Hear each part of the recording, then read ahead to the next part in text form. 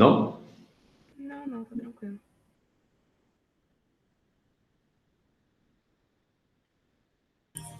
Professor, eu queria tirar algumas dúvidas, mas aí eu acho que pode ser, né? Eu vou acumulando as dúvidas aí, quando você passar uma aula de dúvidas, eu Tá. jogo tudo. Não, ou você manda por e-mail. Tá bom, tá bom. Por e-mail eu sempre respondo. Ô, Flávio, eu te respondi ontem, você viu? Eu vi sim. Você não respondeu Só de que não volta? tive tempo para refazer. Tá. É que você não respondeu de volta, aí eu não soube se você não viu ou não... Enfim. Sim. Tá. Ei, Vitor, bom dia. Vamos lá, vou começar já. Hoje a gente vai dar continuidade ao que a gente começou na aula passada, que não deu tempo de falar tudo, porque eu coloquei mais um assunto na aula de máquina de Turing universal, que eu achei coerente ter para poder deixar mais claro como é que uma máquina de Turing simula outra máquina de Turing.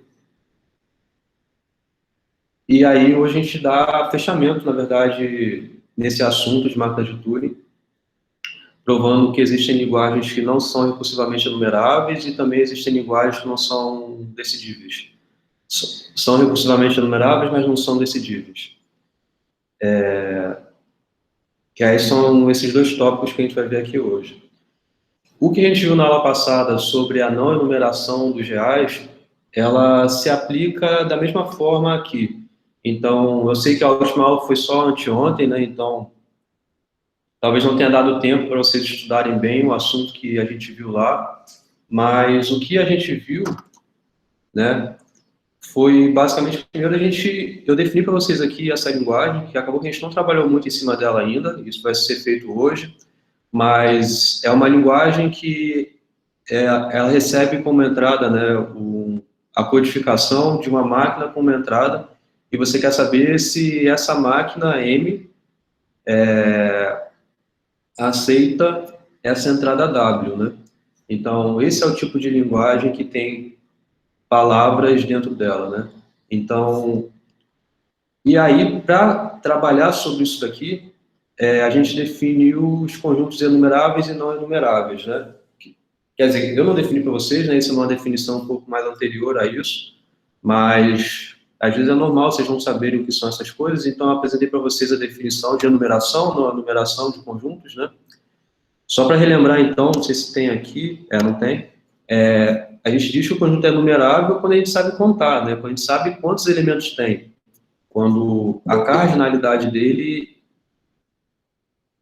pode ser que seja infinita, mas ainda assim você tem uma abjeção com os naturais, certo? Então, você sabe que nos naturais existem infinitos elementos, então se existe uma abjeção com os naturais, existe um outro conjunto que tem o mesmo tamanho do que os naturais.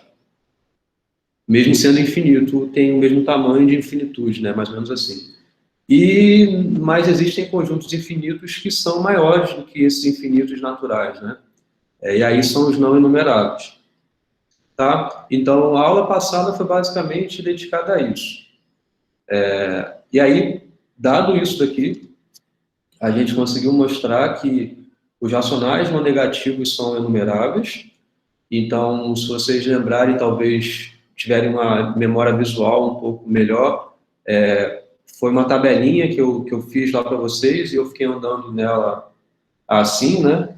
Subindo na diagonal oposta daquela matriz, na matriz infinita, né? Então houve essa abjeção dos racionais com os naturais. E no finalzinho da aula eu mostrei para vocês que os reais são não enumeráveis, ou seja, não existe abjeção do conjunto dos reais com os naturais, certo? E aí vocês lembram como isso aqui foi feito? Ou vou perguntar ao contrário, né? Quem não lembra do que foi feito nessa parte aqui? Ou nem é questão de não lembrar, quem não tem entendido sobre essa parte aqui, da não enumeração dos reais? Pode falar, gente. Não lembro não. Não lembro não. Não lembro. Eu lembro aliás, dos reais, não enumeração, não lembro. A enumeração que você falou anterior, né? Isso eu lembro. Tinha matriz e tudo Os mais. racionais. Dos racionais. Isso. Até aí eu lembro. Aham. A parte dos reais, intuitivamente falando, ó, de novo a abelha aparecendo aqui. E a abelha? Intuitivamente falando, o que acontece, né? A gente quer provar que não é possível você contar quantos elementos tem nos reais, até porque é infinito, né? Mas você não tem como enumerar, não tem como você listar os elementos reais. Tá? Essa é a essência que a gente quer argumentar aqui. E aí, o que a gente faz? E essa parte da matéria, né, essa parte mais finalzinha, é uma parte que ela é bem, abrindo parênteses aqui, né? Ela é uma parte que exige, de fato, bastante as técnicas de demonstração de vocês, né? Esse curso aqui é um curso de teoria da computação, né? Então, é natural que o foco maior sejam demonstrações, seja essa parte teórica que envolve a computação. Até para entender até onde a computação pode chegar, né? Então, aqui, por exemplo, a gente usa bastante técnicas de redução ao absurdo ou técnicas direto, que foi o que foi feito aqui para mostrar que os reais os racionais são enumeráveis, e aqui é por contradição. O que é a contradição é uma coisa que a gente viu lá no início do curso, né? E a gente usou a contradição bastante para provar algumas coisas. Lema do bombeamento, por exemplo, a aplicação do lema do bombeamento, né? E aí aqui também aparece isso. Então, essa técnica, né, a gente vai primeiro supor que ele seja numerável, né? A gente vai supor que os reais sejam um conjunto numerável. Então, se a gente está supondo isso, é porque também está supondo que existe uma abjeção com os naturais. Ou seja, vai existir alguma ordenação dos reais em que tem um primeiro elemento real, tem um segundo elemento, um terceiro elemento, um quarto, assim por diante. E uma coisa que existe nos naturais sempre existe um sucessor de algum outro número, né?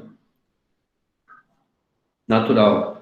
E o sucessor é exatamente um número seguinte, né? Não existem números sucessores, né? O sucessor é exatamente o número que vem após o atual que você está olhando, certo? Então, como a gente assume que existe essa abjeção com os naturais, então vai existir uma ordem dos reais em que vai existir esse primeiro elemento, o segundo, o terceiro, o quarto, assim por diante.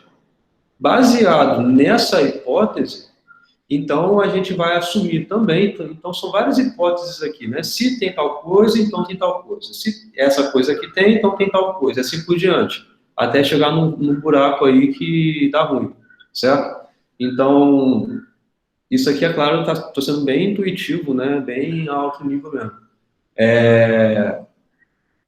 Então, dado que existe uma ordem, então você pega uma ordem que existe. Existe algum número real associado ao número 1 natural. Existe algum número real associado ao 2, algum ao 3, e assim por diante.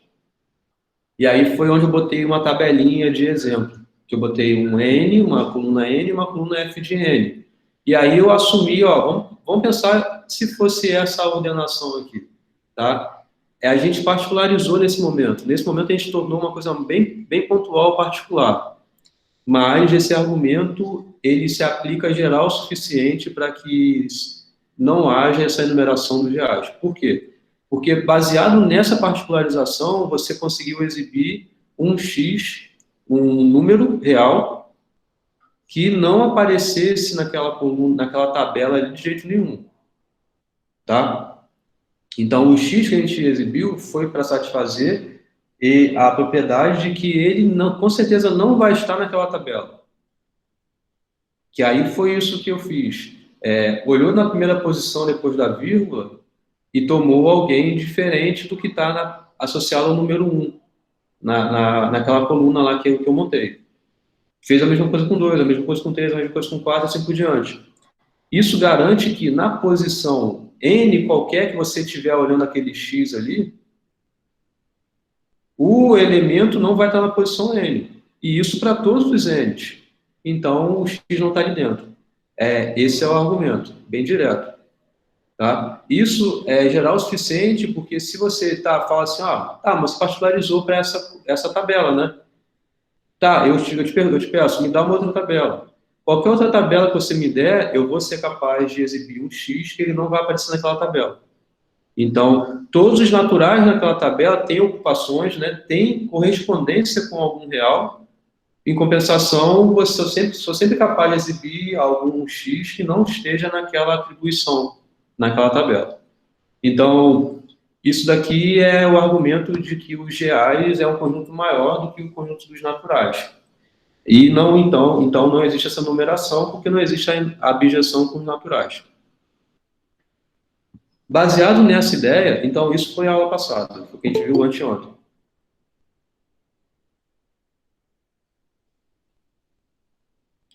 Tá gravando, né? Tá. Baseado nessa ideia, essa é a técnica da diagonalização de Cantor, tá? Então, isso foi, esse argumento que eu falei é a diagonalização de Cantor. E aí, hoje, a gente vai mostrar que existem linguagens que não são Turing reconhecíveis, tá? Então, nessa primeira parte da aula, vamos tentar fazer esse link aí. Disso que a gente viu para os reais, para essa parte agora envolvendo máquinas de Turing, tá? Então, como é que a gente faz isso? Então, a gente vai mostrar que o conjunto formado pelas máquinas de Turing é um conjunto enumerável, tá? Então, ou seja, vai haver essa abjeção com os naturais, certo? Entendeu essa primeira parte?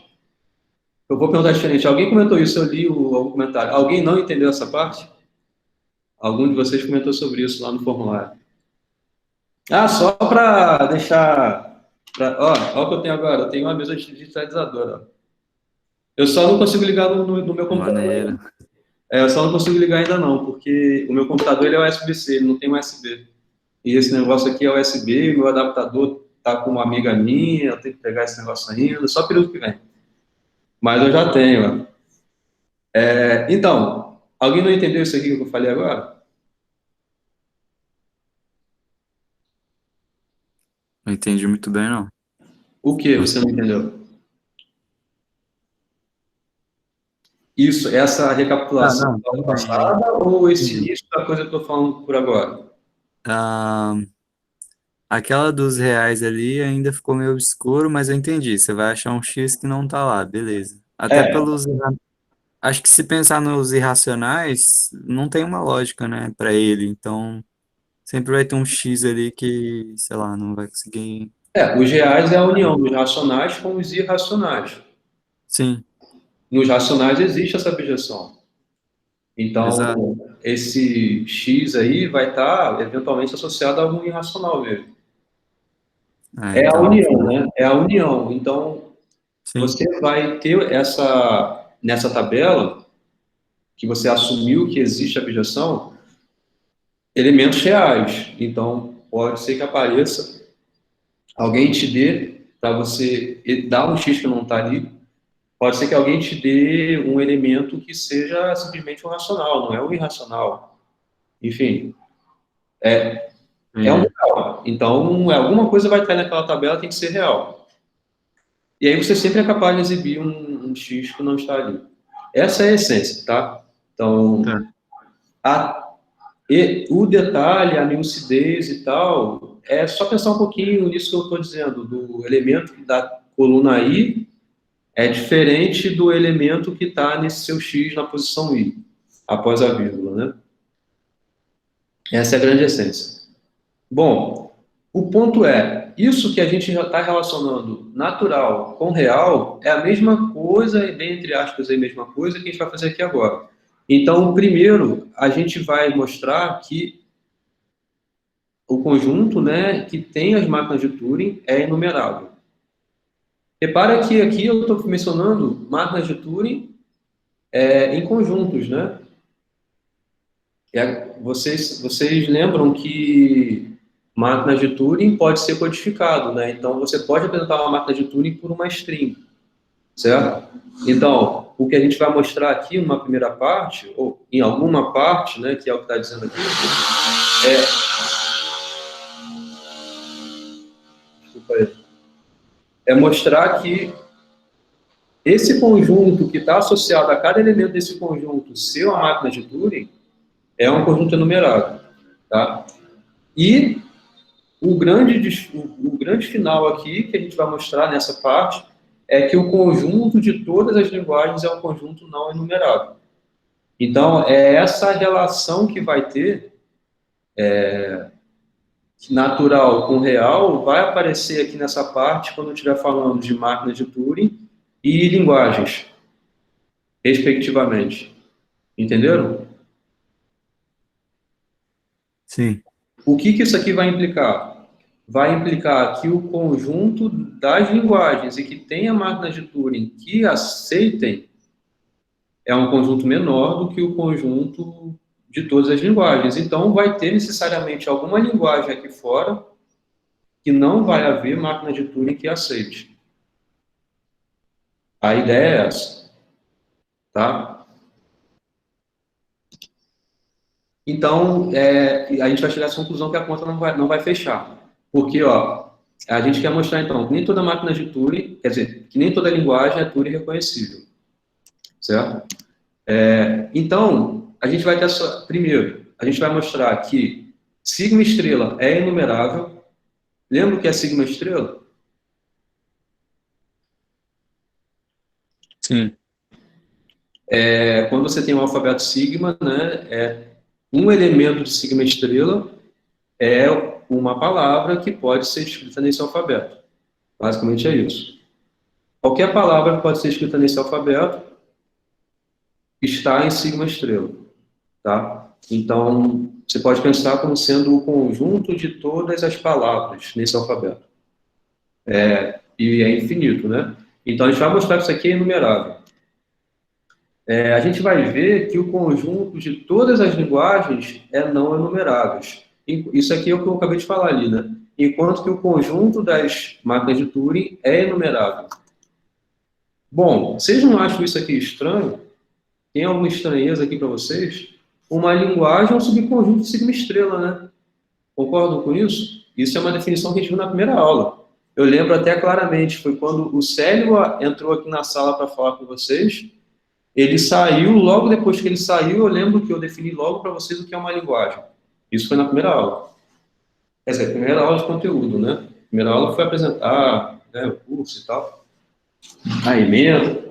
Eu lembro. Então, e aí, não tem nada estranho aí?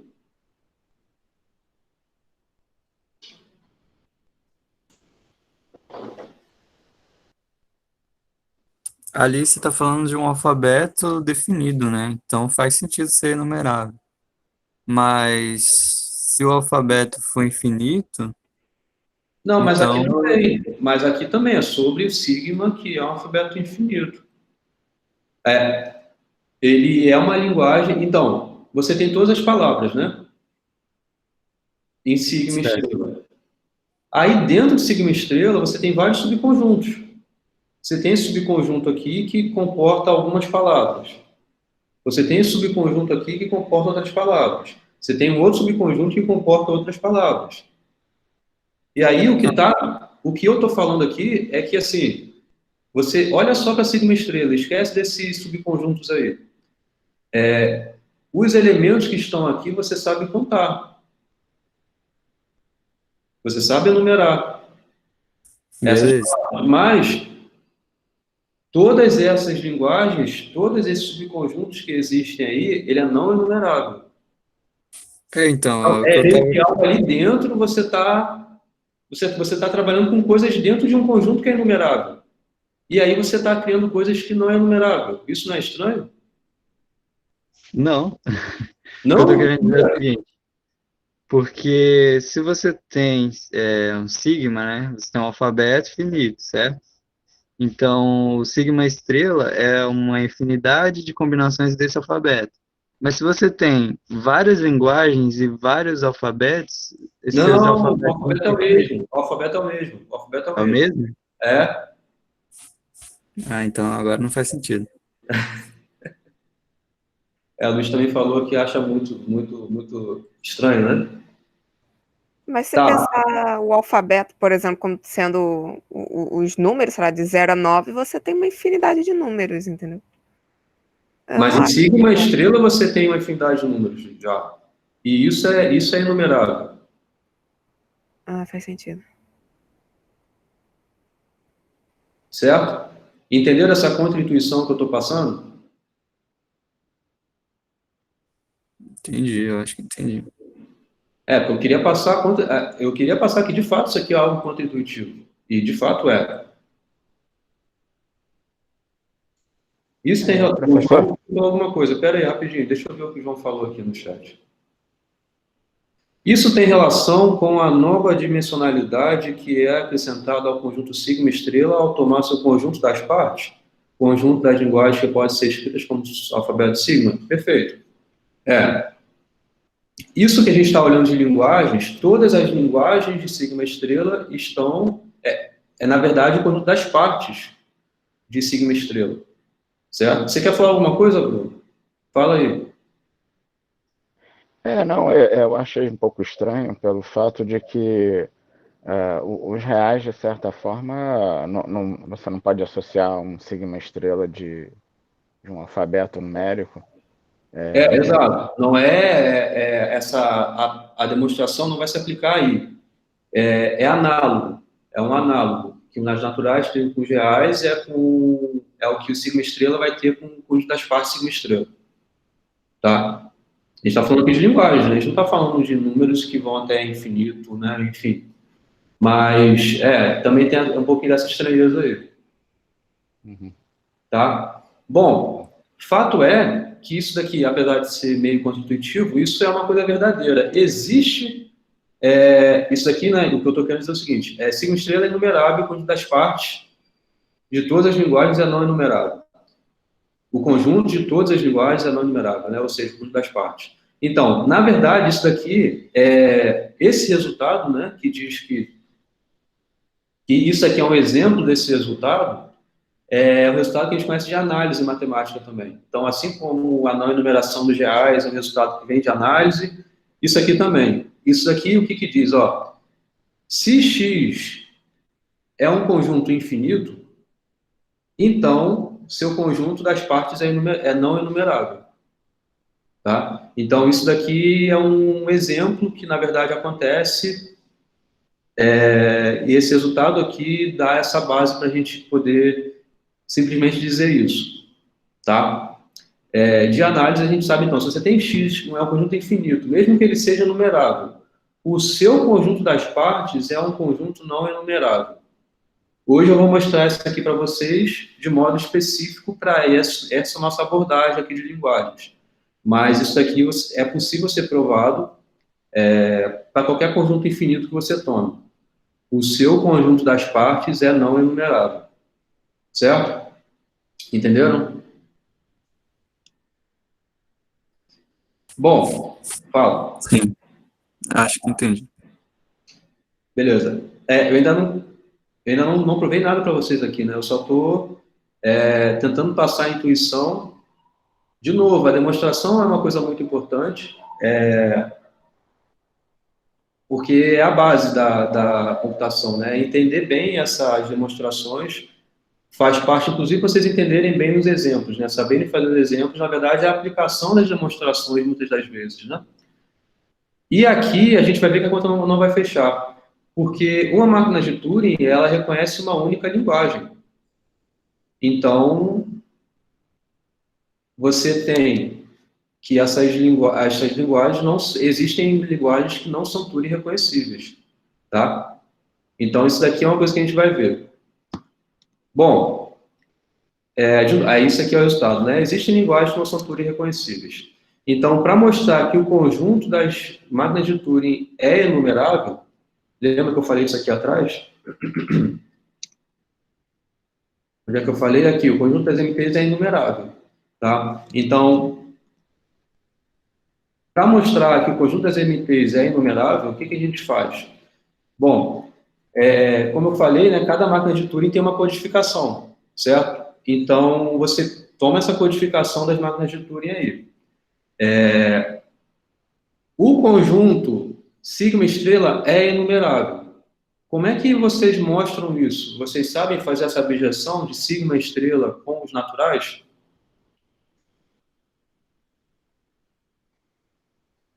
Não.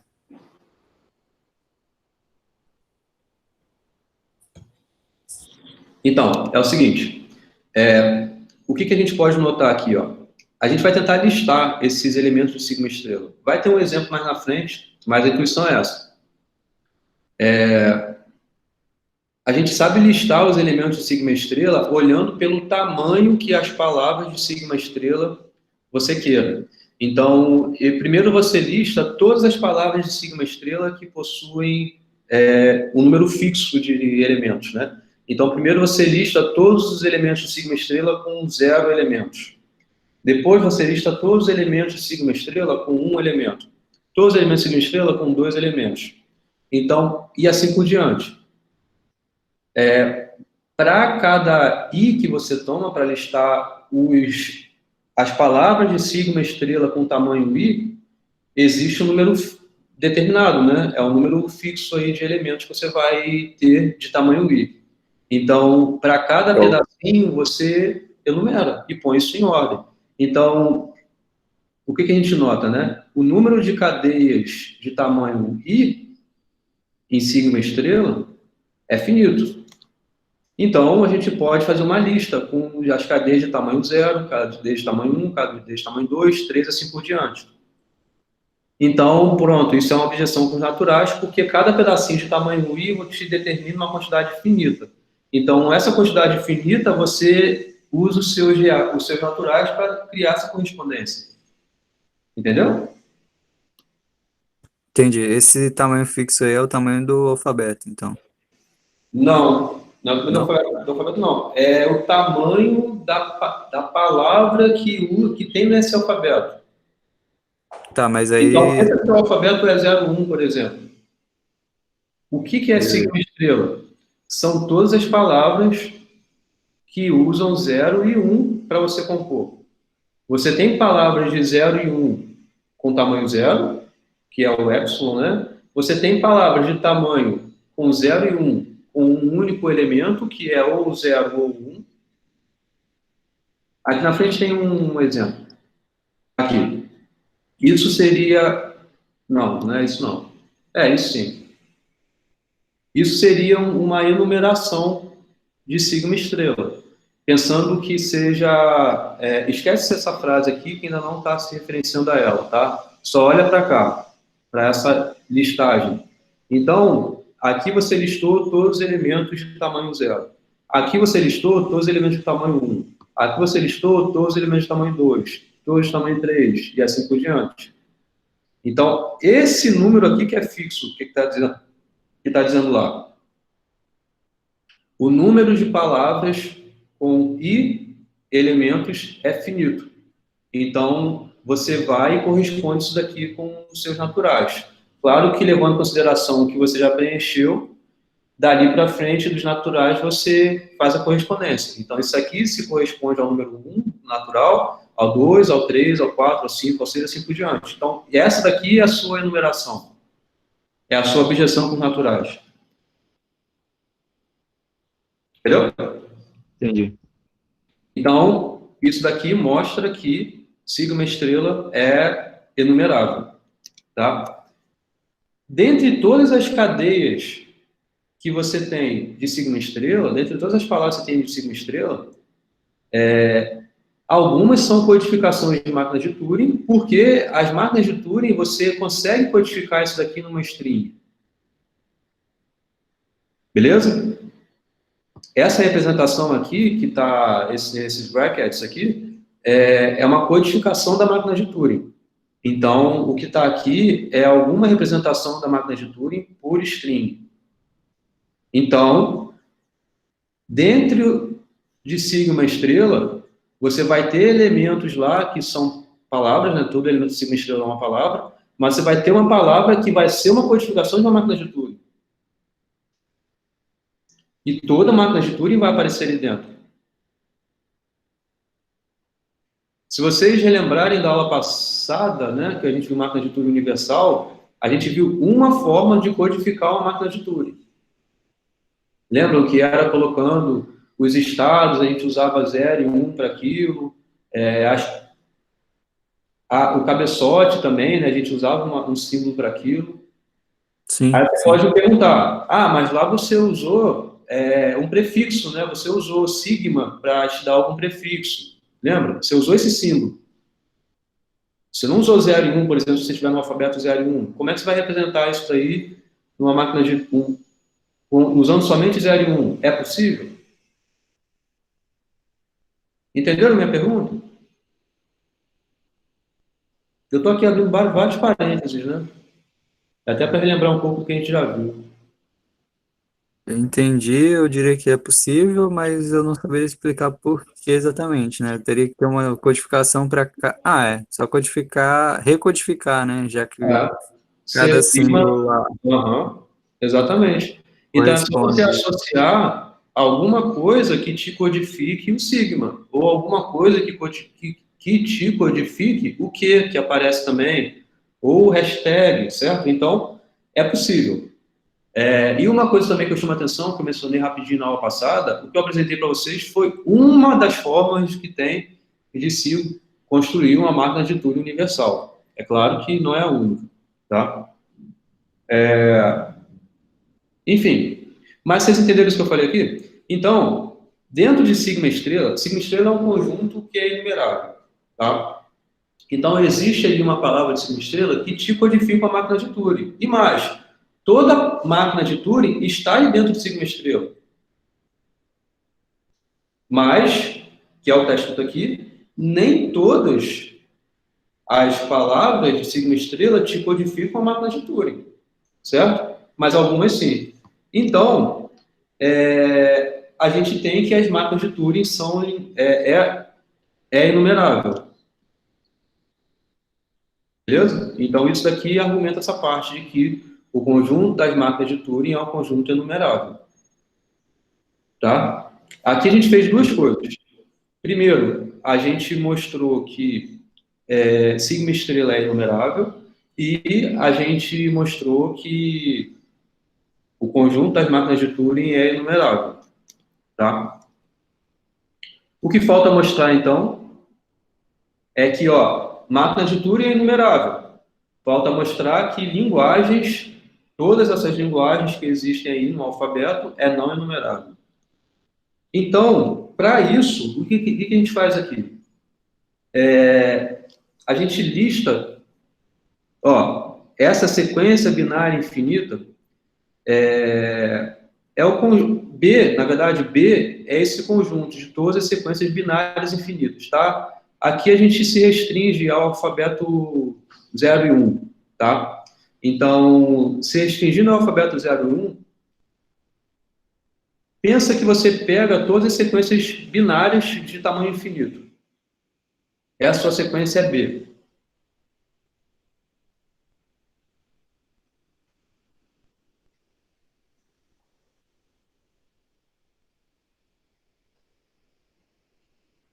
Tá? Então, B é o conjunto de todas as sequências binárias infinitas. É uma palavra que não termina e ela é só composta de 0 e 1. Um conjunto, né, no caso. Mais de uma palavra. Uma sequência binária infinita é uma palavra que tem tamanho infinito. Tá. E é binário, é 0 e 1. Só tem 0 e 1 ali.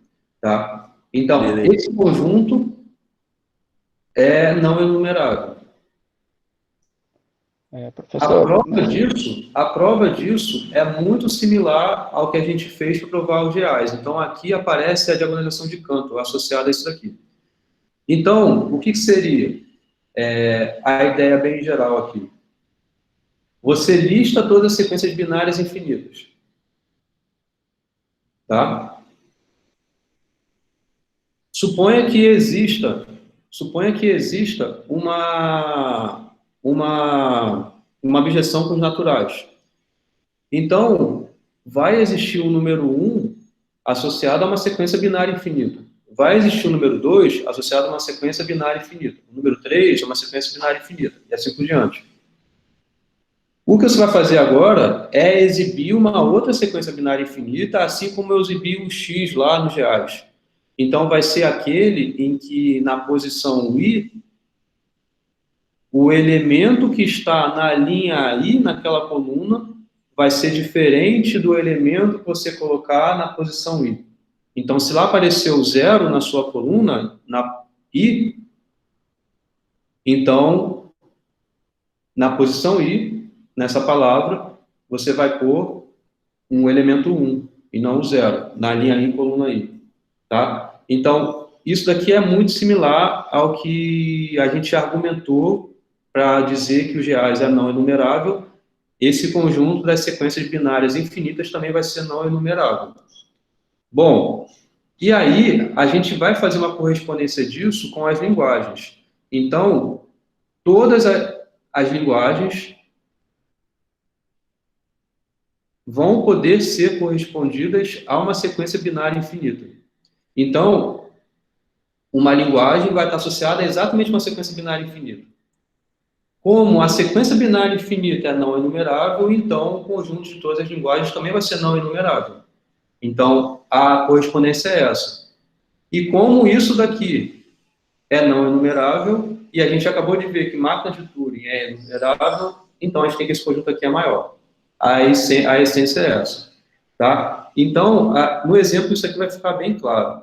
Tá? Então, a gente vai mostrar que a gente vai exibir uma correspondência que as linguagens têm com essas sequências binárias infinitas. Para fazer isso, para cada linguagem, a gente vai definir uma sequência característica.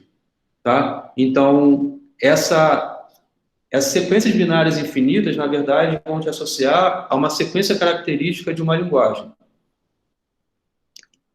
Vamos ver o exemplo, que isso aqui, tudo que eu falei, vai aparecer no exemplo. Tá? Então, primeiro, sigma estrela. Pensa numa linguagem, tá? Essa linguagem aqui, por exemplo, é o conjunto em que tem as cadeias que começam por 0. Tá? Para fazer essa correspondência dessa linguagem com uma sequência característica, que é uma sequência binária infinita, a gente vai fazer o seguinte, sigma estrela, listou sigma estrela, a gente sabe que isso aqui é enumerável, então a gente consegue listar. Então a gente sabe que entre 1 e o 00 não tem ninguém, não vai aparecer ninguém que tenha tamanho ou 1 ou 2 para cá para frente, certo? Então, beleza, a gente já viu isso, que existe a numeração de sigma estrela. Então, listou sigma estrela, é isso aqui. A é o conjunto das linguagens, A é a linguagem das palavras que começam por 0. Então, você põe aqui embaixo quem aqui é elemento de A. Então, o 0 é elemento de A, que começa com 0. Então, ele vai aparecer. 1 não vai aparecer. O sigma também não vai, o epsilon também não vai aparecer, né? Porque ele não começa com 0. 00 vai aparecer. 01 vai aparecer aqui. 10 não vai aparecer, porque não começa por 0. 11 também não vai aparecer, porque não começa com 0. E assim por diante. Entenderam? Então, dado sigma estrela, dada essa ordem que existe em sigma estrela, você faz uma exibição, você exibe o seu conjunto A associado ao elemento a um elemento de A com um elemento de sigma estrela, em coluna, tá? Então, isso daqui é A, beleza. Você só listou os elementos associando a mesma ordem que você tinha em sigma estrela, os elementos aparecendo, tá? Então, essa daqui é a sequência característica de A. Então, ó, isso daqui é uma sequência binária infinita. Então, ó, 0, por quê? Porque epsilon não está em A, então você põe 0. Aqui eu coloquei 1, porque o 0 está em A. Aqui você pôs o 0 porque o 1 não está em A. Aqui você colocou o 1 porque o 00 está em A. Entenderam? Se aparece o elemento de sigma estrela que você está olhando em A, você põe 1 na sua sequência característica. Se ele não aparece, você põe 0. Então, isso daqui é uma correspondência que essa sequência binária infinita é uma lógica booleana. É uma sequência característica que você tem dessa linguagem. Certo? Certo. Então, pronto, isso aqui já acaba a ideia. Porque, ó, o que foi que eu falei, hein? O conjunto de todas as linguagens, uma linguagem está associada a uma sequência característica, que é essa daqui. O conjunto de todas as linguagens é não enumerável. Por quê? Porque o conjunto das sequências infinitas lá, como é que é o nome? Sequências binárias infinitas é não enumerável. Ou seja, existe um número de linguagens maior do que aqueles que você sabe contar. Como o conjunto das máquinas de Turing é enumerável e o conjunto das sequências binárias infinitas é não enumerável, então não vai haver essa correspondência de máquinas de Turing para exatamente... aliás, não vai haver correspondência de 1 para 1 aí. O tamanho desses dois conjuntos vai ser diferente. Vai ter menos máquinas de Turing do que linguagens. Então, existe linguagem que está do lado de fora, que não tem máquina de Turing que a reconheça.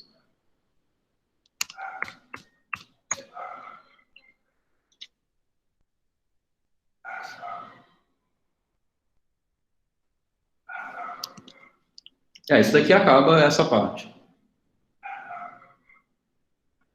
Perguntas?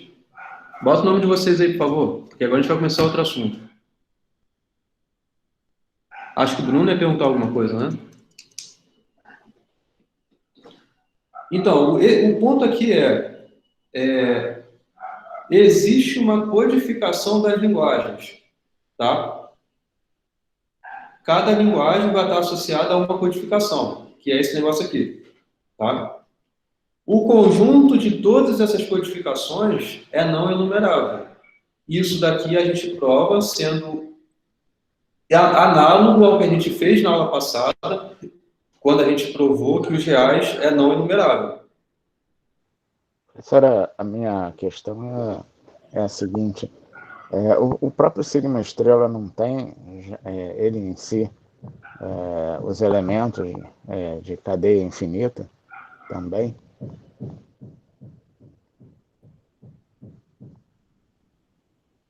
Quer dizer, aqueles que são chamados não enumeráveis, eles também não estão em sigma estrela? Pergunta de novo, Bruno? Desculpa, não entendi. O próprio sigma estrela, ele também não contém os elementos não enumeráveis, Não, aí a gente está falando cadeias não enumeráveis? Aí aqui a gente está meio que falando de subconjuntos. Isso daqui é uma representação, dos elementos de sigma estrela, de um subconjunto de sigma estrela. É uma maneira de você representar um subconjunto de sigma estrela. Na verdade, eu estou me referindo ao slide anterior, quando você coloca... Mas aqui é o que está lá no slide anterior. Mas fala. Não, quando você coloca o conjunto de todas as sequências binárias infinitas, as sequências binárias infinitas, elas também não estão contidas no sigma estrela? Cada sequência binária infinita vai te associar a um subconjunto de sigma estrela. Sim, mas isso é a contribuição que eu estava falando no início.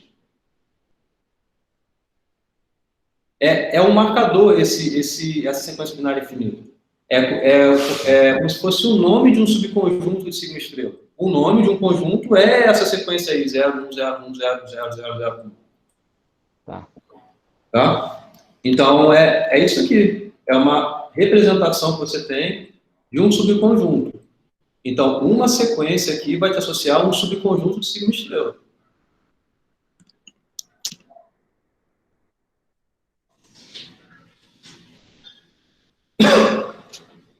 Botaram os nomes? Professor, Diga. eu tô com uma dúvida, assim, qual é a relação entre a linguagem, né, o fato ter linguagens que... o fato da linguagem é MT para reconhecê-la, né?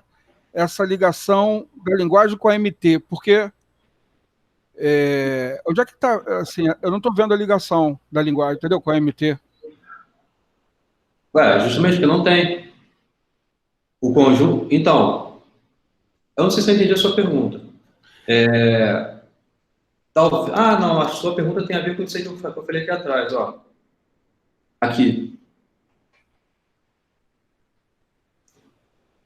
Você concorda que uma MT é um elemento de sigma estrela? Sim, Certo? Então, sigma estrela é um conjunto enumerável.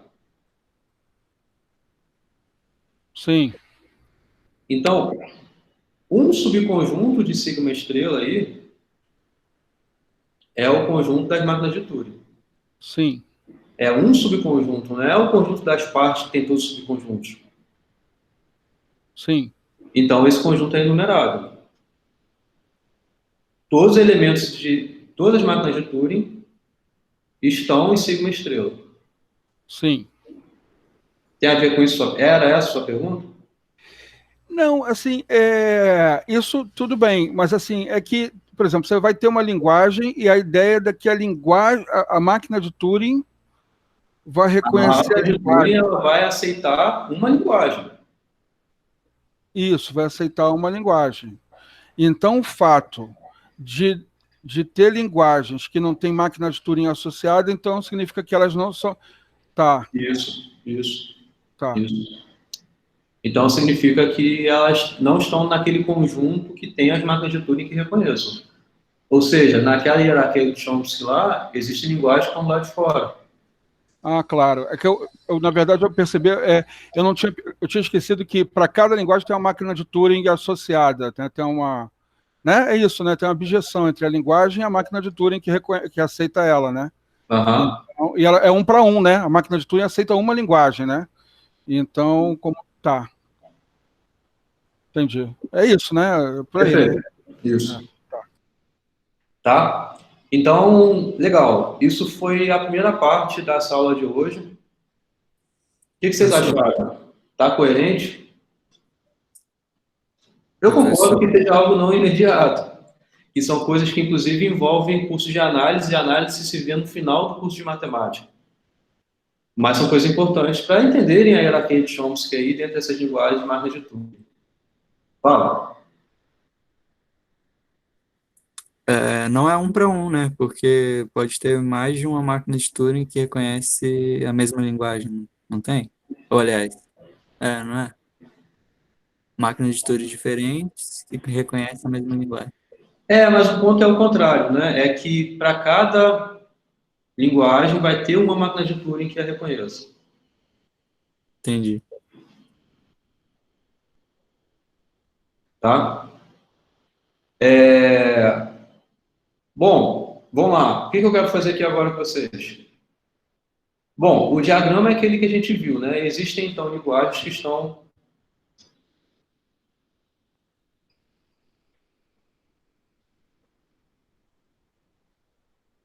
aqui fora. Aqui a gente quer exibir uma linguagem que ela está aqui. Tá? Essa parte aqui vai de novo aparecer, a gente vai mostrar isso por contradição também. Tá? Então, a gente vai mostrar que a linguagem daquelas máquinas em que M recebe como entrada M, W, saber se M aceita W é indecidível. Tá? Então, não vai haver uma máquina de Turing que decida isso. Vai haver uma máquina de Turing que aceite, mas não que a decida. Tá? Ou seja, se você tem como entrada M, W, em que W é uma palavra de M, então essa máquina de Turing universal aqui, ela vai aceitar. Agora, se ela entrar no loop, se ela ficar muito tempo rodando, meio que você não vai saber decidir se ela vai rejeitar ou se ela só está demorando a computar. Tá? Então, muita atenção aqui, gente. Eu estou até falando mais calmo. Vou tentar não ir rápido. Eu fui rápido nessa primeira parte? Acho que foi bom. Ah, Foi bom, a matéria que é difícil mesmo. foi? A matéria, a parte teórica que é mais complicada mesmo. Mas particularmente eu acho mais legal. Acho que eu devia falar nisso. Essa matéria vai ser de demonstração do início ao fim. Se bem que nem é, né? Pô, a gente fez vários exemplos aí. Bom, vamos lá. Eu quero mostrar que isso aqui é indecidível, tá? Vamos lá. Qual é a ideia da prova, tá? Muita atenção aqui. A gente vai fazer várias construções dentro das próprias construções e assim vai para frente. Bom, antes de começar, vocês conhecem, porque tem uma analogia com isso, vai até aparecer um pouco mais na frente que eu botei uma frase para isso, para eu não esquecer. Vocês conhecem o paradoxo do mentiroso? Não. Não? Alguém conhece o paradoxo do mentiroso? Não? Então, é o seguinte, você analisar se a frase que eu for falar é verdadeira ou é falsa, tá? E a pergunta é, você vai saber decidir se a frase que eu estou falando é verdadeira ou falsa? Entenderam o que eu estou dizendo? A frase é... Tá, entendeu? Você quer falar, Magali? Não, pode continuar. Tá. A frase é muito simples. É assim, ó. 2 pontos. Eu vou falar agora a frase, tá? Ó, esta frase é falsa.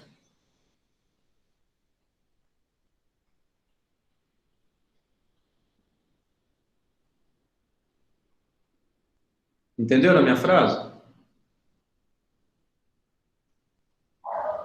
Sim, tô pensando. Se É paradoxal, né? for falsa, Pode falar, Luiz. Ela é paradoxal, porque o conteúdo dela diz que você está mentindo, mas se você estiver mentindo, ela é verdadeira a frase. E da mesma forma, se você estiver falando a verdade... A frase, exatamente, você não é mentiroso. Você não está mentindo. Então, entendeu, Magali? Você estava pensando e tal? acho que sim. Esses paradoxos sempre me deixam bem confuso. Existem vários, tem o paradoxo do barbeiro. Enfim, mas... Fala aí, Luiz, desculpa. É que nem dizer que para toda regra tem uma exceção, não é? Isso é paradoxal? Porque é uma regra, e aí se essa regra tiver uma exceção...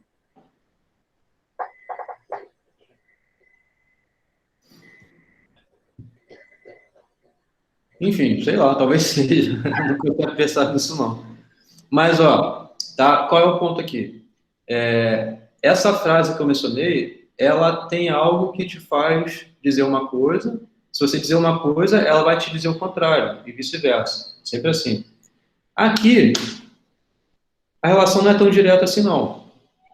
Mas tem algo um pouquinho similar, tá? Então, vamos lá, muita calma aqui, porque são várias marcas que a gente vai obter, tá?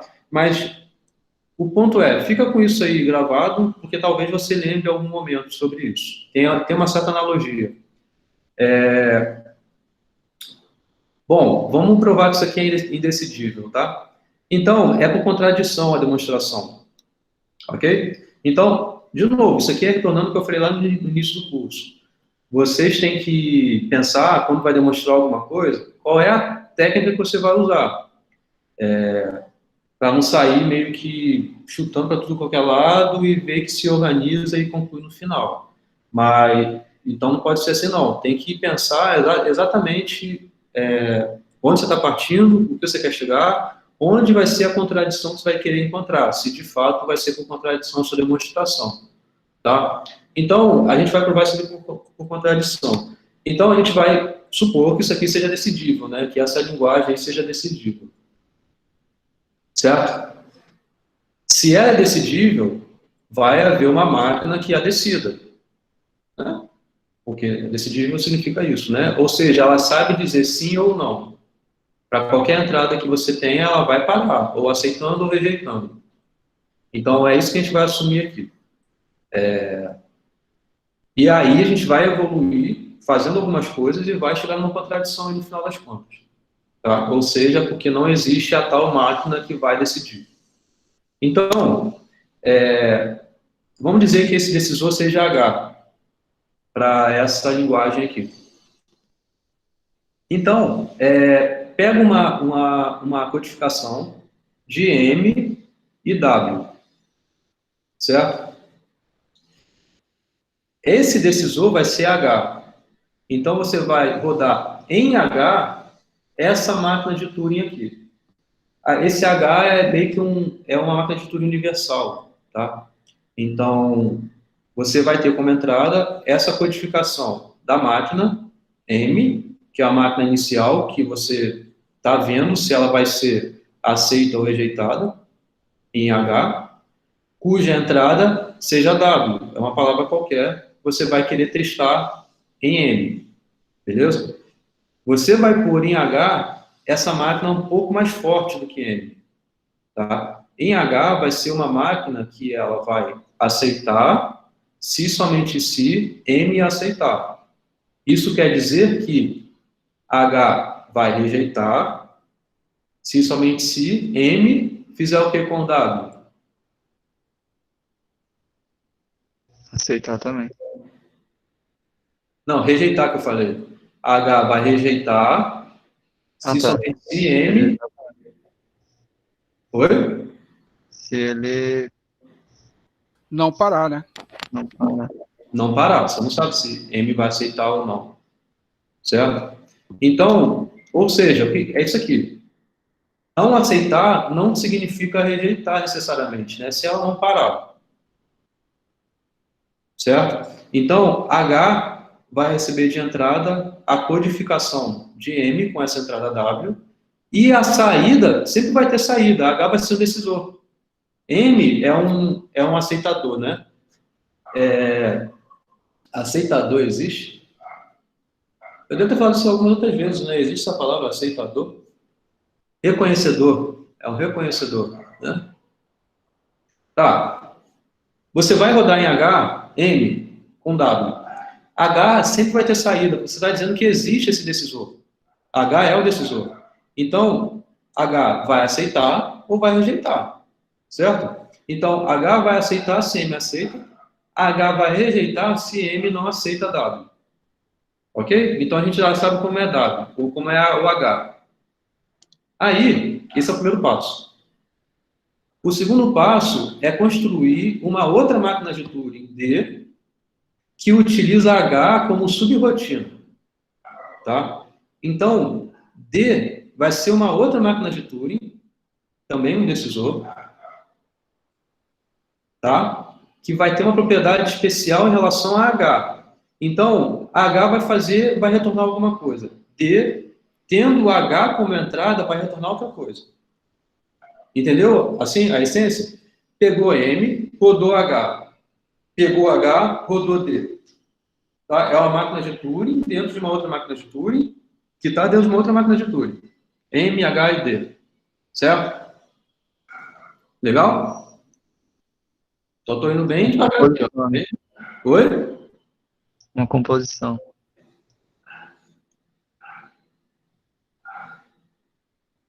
Não é na composição, não. É a máquina de Turing universal. É uma máquina de Turing que vai ter como entrada outra máquina de Turing.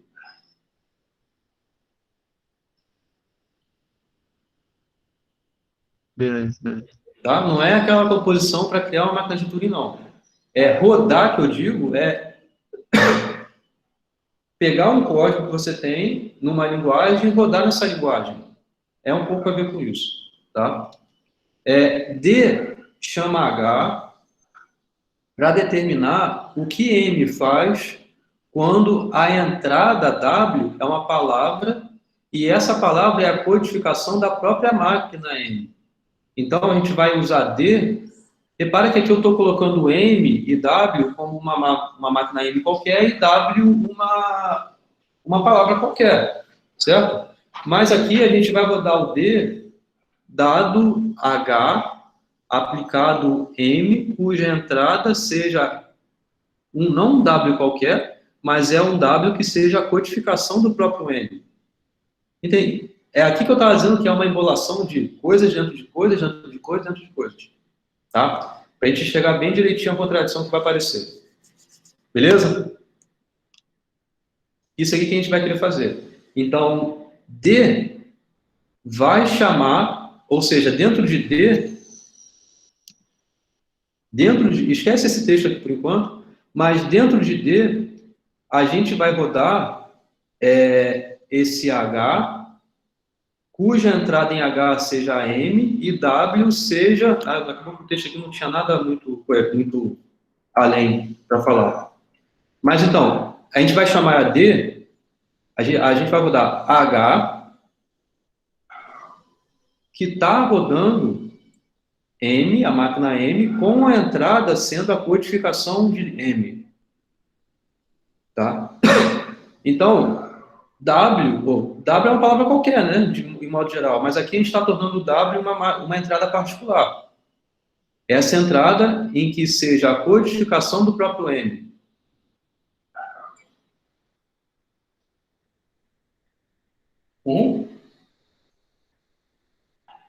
Beleza. Entendeu isso aqui? Concordo que cada passo que eu estou falando aqui é possível de se fazer? Sim. Tá, então, a gente vai, de novo, vou pegar D, ele vai colocar o que dentro dele? D é um decisor, né? Então, ele vai ter na sua entrada H. E H vai ter o que na sua entrada? Ah, foi Magali que falou composição? Isso aqui Foi. é como se fosse composição de funções, né? É uma função composta. É nesse sentido que você está dizendo. Isso. Ah, sim, beleza, exatamente. É porque você falou composição, me veio logo composição de máquina de Turing. Fazia aquela regra de composição das máquinas básicas e tal, mas não é isso que você está falando, né? Não, composição de função mesmo. Uma função Isso. tem como entrada o resultado da outra. Exatamente. Então, D vai ter como entrada H, e H vai ter como entrada M rodando M. M como entrada a codificação de M. Tá? E aí, esse D não é só isso que ele vai fazer. Ele vai ter uma saída diferente. Tá? Então, D, ele vai fazer isso. Ele vai pegar H, vai rodar H, M com entrada M. Tá? Mas aí, D, ele é malandro, ele vai retornar ao contrário. Se H retornou aceita, D vai retornar rejeita. Se H retornou rejeita, D vai retornar rejeita, D vai retornar aceita. Entendeu? Entendeu que isso é possível também? Sim. Então vai ser o complemento. Se você for voltar até o início, você vai ter o seguinte. Aqui eu estava falando, né? D vai retornar aceita se H retornou rejeita. H retornou rejeita se N não aceita a entrada. A entrada é a codificação de N.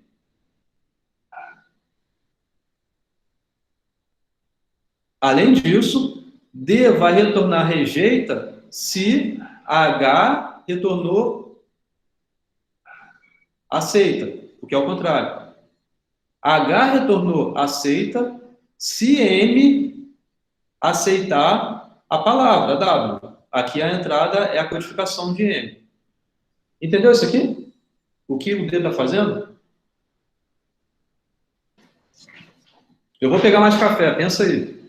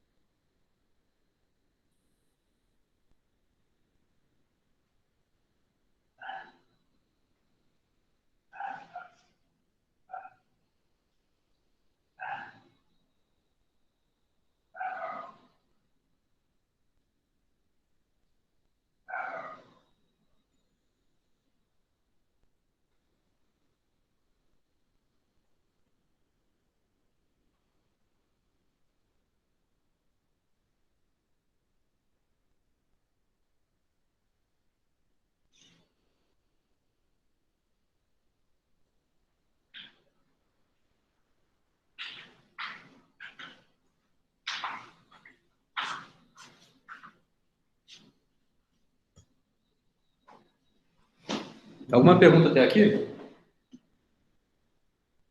Professor, Fala. o que é o complemento? Porque não tudo é É o uma complemento de aplicação aceitar e contínua. rejeitar. O complemento de rejeitar é aceitar. Então, mas por que retorna o complemento e não retorna, tipo, a mesma resposta? Por exemplo, se H aceitar, D também vai aceitar. Por que tem que Mas aí ser você uma... estaria usando uma máquina do mesmo tipo. É uma máquina que é tal como o H. O H faz o que quando recebe H como entrada, entendeu? Aí não seria um decisor diferente para Seria a ter essa mesma coisa, operação aparecendo. teria o mesmo resultado, no caso. Você estaria rodando a mesma máquina dentro dela inúmeras vezes.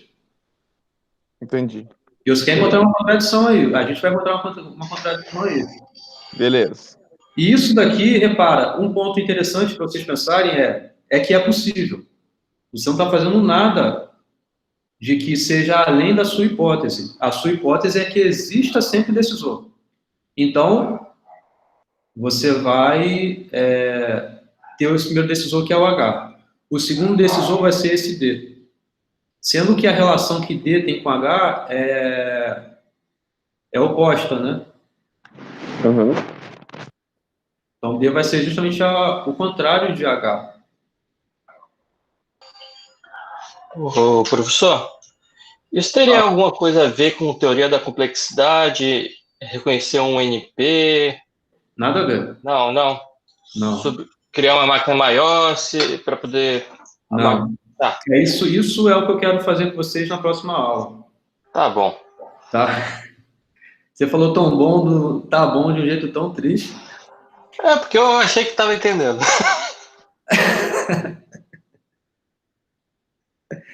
Então, isso que você está falando sobre PNP, isso é teoria da complexidade que vai ser estudado dentro do mundo das linguagens que são decidíveis. Aqui a gente ainda está no mundo relacionando decidibilidade com indecidibilidade. A classe P e NP, as classes, né, P e NP, são duas classes que moram dentro do conjunto das linguagens decidíveis. O termo P e NP se refere a tratabilidade e intratabilidade. Tratabilidade e intratabilidade se refere a tempo para resolver um problema. Mas você sempre resolve um problema. Você sempre tem uma resposta sim ou não. Então você está dentro do mundo dos decidíveis. E aí, aula que vem que eu vou falar sobre isso. Tá?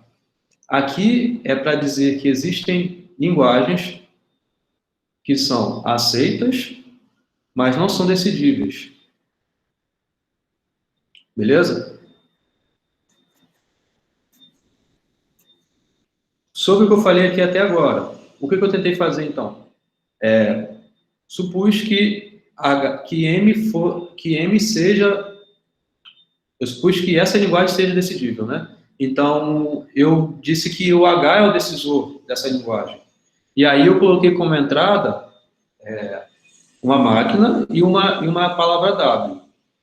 Depois eu rodei como entrada, num D, que é o outro decisor, H, cuja entrada seja M com a palavra M codificada. Peguei esse negocinho e coloquei dentro de D. Em detrimento da resposta que o H tenha, D vai retornar ao contrário, tá?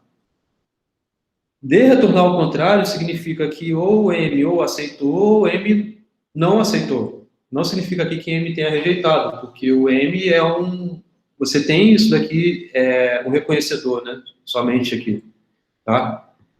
Então, M aceita W. Você não sabe se M rejeita W, tá? Então, você tem isso daqui. Tá. E agora, o que a gente faz? Agora a gente baralha tudo. Se vocês entenderam o M, entenderam o H, entenderam o D, a gente vai pôr como entrada o próprio D. D não é uma máquina? Então, D pode ser codificado. D é codificado tendo a entrada desse D, o H, que tem como entrada nesse H, o M, como entrada a codificação do M. Aí você pega isso tudo, roda dentro do próprio D. Então, basicamente é isso aqui, ó. D, tendo como entrada a codificação desse próprio D, vai aceitar. Se D não aceitar D, essa codificação de D, vai rejeitar se D aceitar essa codificação D. Então, aqui entra o lance da associação que tenha, talvez, o paradoxo do mentiroso. Dentro da sua própria formulação, você tem algo paradoxal. Você vai aceitar se tiver não aceitado. Você vai rejeitar se tiver aceitado. Então, vai estar nessa contradição aparecendo aí. Então, D rejeita essa entrada exatamente quando D aceita essa entrada. Então, isso aqui é uma contradição. Então, não existe máquina de D, essa máquina D, consequentemente, não vai existir a máquina H. Esse D era um decisor que existia em função do decisor H. Aqui está a contradição aparecendo. Um aceita, um rejeita, quando o outro aceita e vice-versa, né? Então, de modo bem resumido, essa contradição, né? O que a gente está fazendo? Ó, primeiro, H aceitou essa entrada exatamente quando M aceitou essa entrada. Então, o H, na verdade, ele só completa o que M faz. Porque o M, o M só aceita W, se o W estiver naquela linguagem. Agora, se W não estiver naquela linguagem, M não sabe o que faz. Ele fica rodando indefinidamente. Você não vai saber se você vai rejeitar, porque ela não pertence, ou se você está no loop ali e vai ter que esperar um pouco mais. A gente está assumindo que o H existiu, então o H vai ter o poder de não só aceitar quando M aceita, mas também rejeitar quando M não aceita. Primeiro o H faz isso, tá?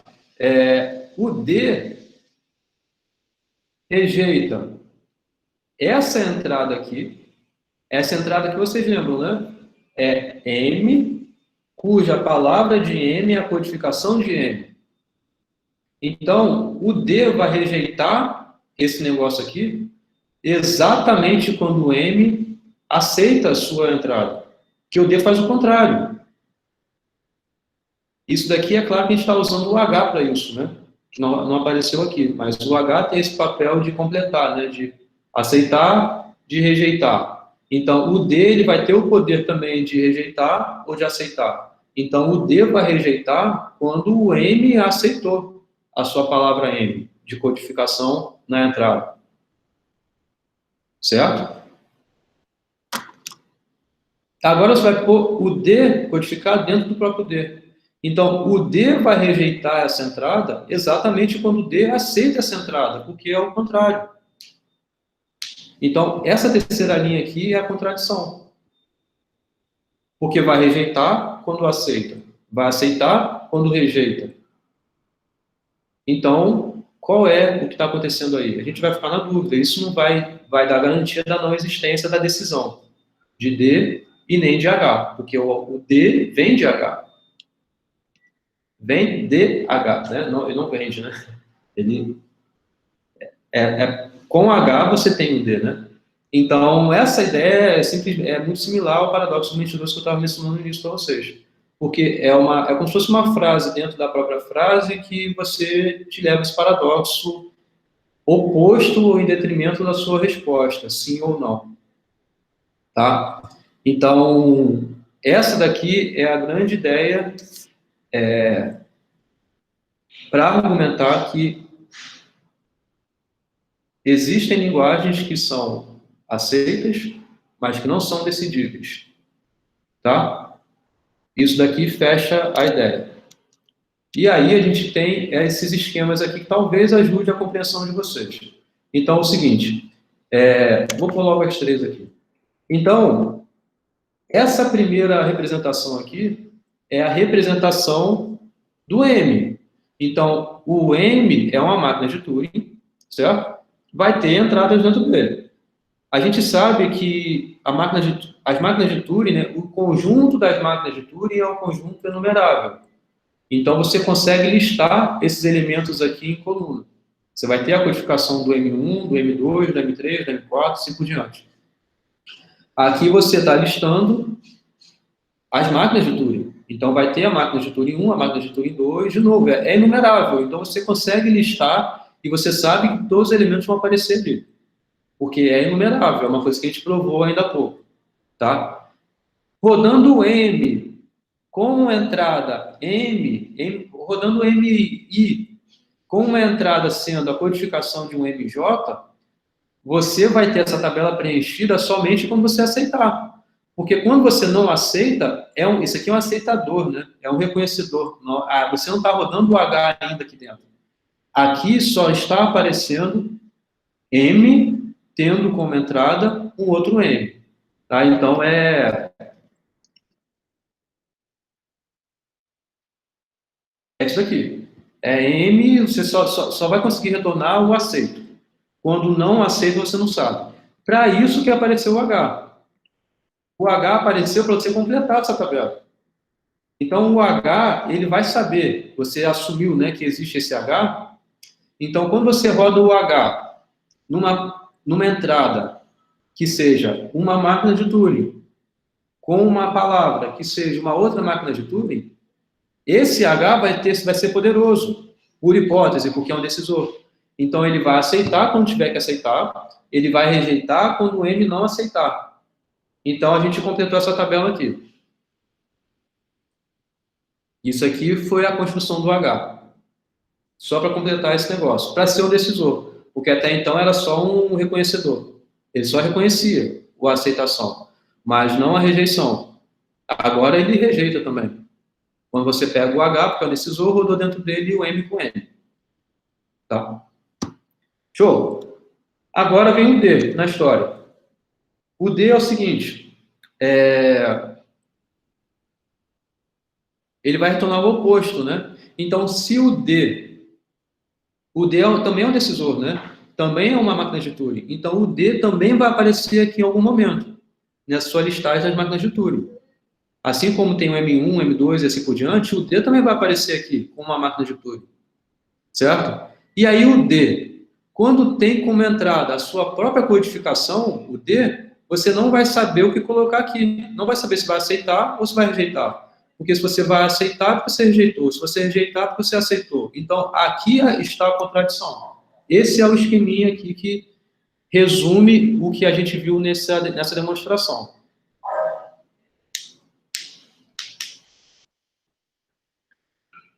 Concordo que não seja algo imediato, né? Não é algo que, claro, isso é muito... Eu faria em 1 minuto aqui pensando sozinho. Concordo que não seja algo desse tipo. Mas o que eu quero chamar a atenção aqui, quer dizer, isso aqui é necessário para você entender justamente aquela hierarquia lá. Porque como eu conseguiria dizer para vocês que existem linguagens que são aceitas, mas que não são decisores? Não existem decisores para elas, né? Então, é essa demonstração aqui que fecha essa hierarquia tão bonita.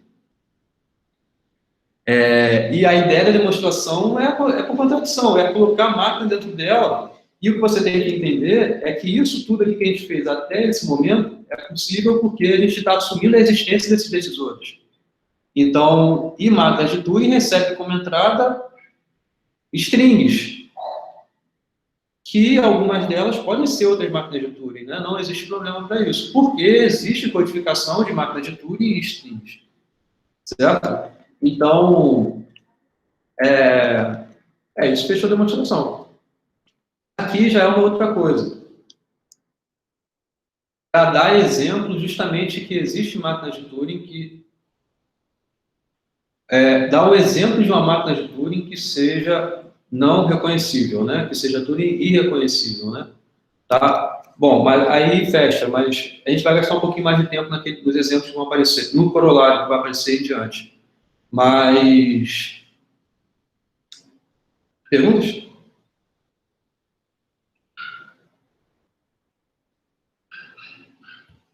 Escreve aí quem não entendeu nada.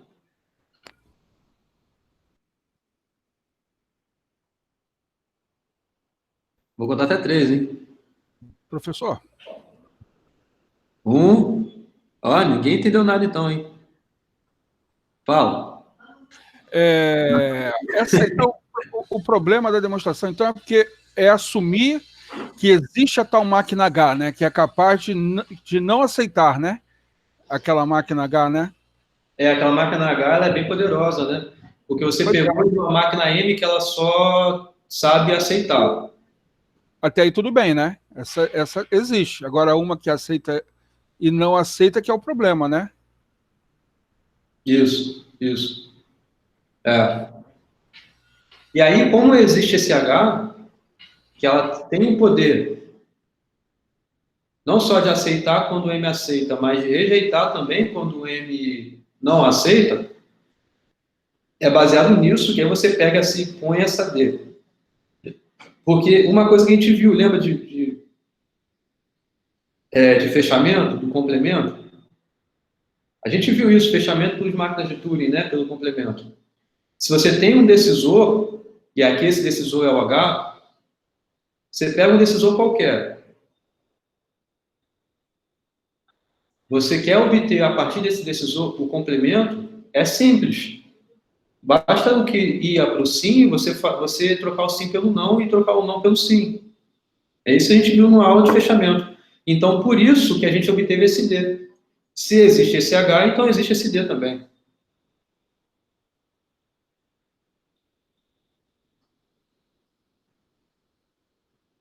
E aí, como a gente chegou à contradição em relação ao D, que vai ter como entrada o próprio D, aí você, aqui não pode ter, não pode existir esse D, então. Se não pode existir esse D, é porque também não pode existir esse H, porque esse D veio de H. Então, você cai na contradição de não poder assumir a existência do H aqui. Foi a primeira linha, a gente assumiu que existe o H. O decisor H, né? Que recebe como entrada uma máquina de Turing que aceita palavras, né? Legal? Uhum. Que tal botar isso na prova, hein? Você sabia o que caiu na minha prova, isso? Na minha prova, quando eu fiz essa matéria? Caiu para eu poder argumentar. Era subjetivo, né? Era a prova para escrever. Quer dizer, essa questão era subjetiva, né? Escrever o que você sabia sobre o assunto. Era sobre. Era para mostrar isso, esse teorema, né? Qual era a diagonalização de Cantor? A aplicação de diagonalização de Cantor para linguagens não enumeráveis. Talvez fosse isso. Era uma das duas coisas que apareceu. Então, bom, beleza. Mas eu não vou pôr isso na prova não, tá? Por favor. Tudo depende da correção, professor. Tudo depende da correção? Não, tudo depende... Mas aí para corrigir algo em branco? Pô. Foi 2 linhazinhas, então tem o decisor e tal.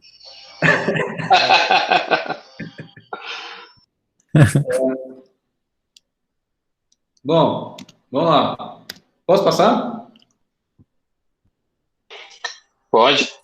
Professor, ali seria como, sei lá, fica uma coisa meio fuzzy ali, né? Não tem como dizer se ele aceita ou não aceita, ele fica meio que Exato. indeciso, né? Aí é indecibilidade. Então, o que eu espero vocês tenham entendido, pelo menos, ou que vocês entendam, pelo menos, é a intuição, primeiro, do que para que isso serve. Na verdade, em tudo que eu demonstro para vocês aqui, o que eu tento passar é para que serve isso, né? Mesmo sendo teórico, o mais puro teórico que seja, tem uma aplicação. Mesmo que a sua aplicação seja dentro do contexto teórico, que é o que a gente está vendo aqui, certo? A técnica que é usada é muito interessante que vocês saibam.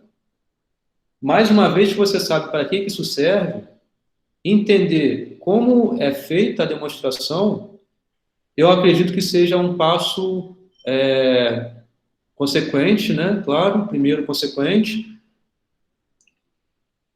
É necessário, mas eu acho que é menos necessário do que entender para que isso serve, porque entender para que isso serve é o que vai levar vocês a vida toda, né? Agora, entender como isso é demonstrado é importante porque vai te dar maturidade para você demonstrar outras coisas na sua vida.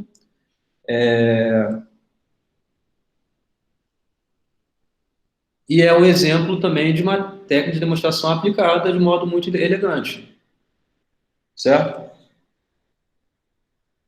Certo. Acho que não teve nada que eu falei com vocês aqui que eu não tenha demonstrado, né? Tudo até hoje eu demonstrei tudo. Isso que é o interessante, na verdade, ao meu ver, né? Para ensinar de fato conteúdo, é aí a essência dele. Bom, vamos lá. O que eu quero mostrar aqui agora para vocês? É exibir exemplos, tá? Então, vocês sabem o que significa esse si somente esse C com dois S aqui, né? É si somente C, tá? É uma abreviação de si somente C. Si somente si. C somente C, né? Então, uma linguagem é decidível. Então, aqui a gente consegue separar bem os mundos, né? Saber quando uma linguagem é decidível ou quando não, certo? Então, uma linguagem é decidível se somente se ela e o seu complemento são tudo irreconhecíveis, tá? Então, se existe um reconhecedor, tanto para a linguagem que você está olhando, quanto para o complemento dessa linguagem que você está olhando, se existe reconhecedor para os dois, então, essa linguagem, ela é decidível. Esse é o lado da volta, né? E aí, o outro lado da ida, né? Se uma linguagem é decidível, então ela e seu complemento são decidíveis, são reconhecíveis, né? Que é a mais direta, certo?